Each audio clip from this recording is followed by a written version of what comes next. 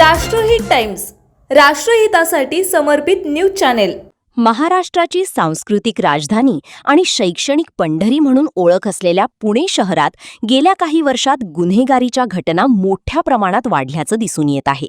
मारहाण, हत्या आणि लैंगिक अत्याचाराच्या घटनांनी पुणे शहर हादरलं असतानाच आता बाप लेकाच्या नात्याला काळीमा फासणारी घटना समोर आलीये। पैशाच्या वादातून वडिलांनीच मुलावर ॲसिड हल्ला केल्याने सर्वत्र खळबळ उडाली आहे।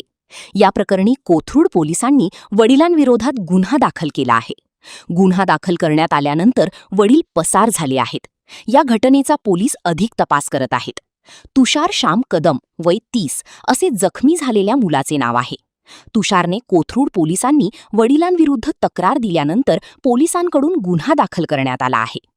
तुषार 14 मे रोजी घरात झोपला असताना त्याचा पैशावरून वडिलांसोबत वाद झाला होता।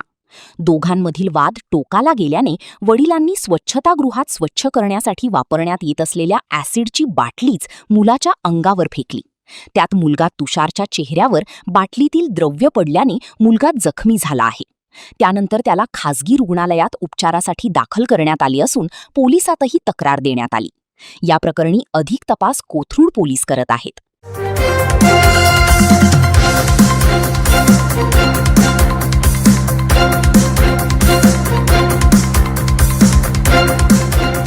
राष्ट्रहित टाइम्स, राष्ट्रहितासाठी समर्पित न्यूज चॅनेल।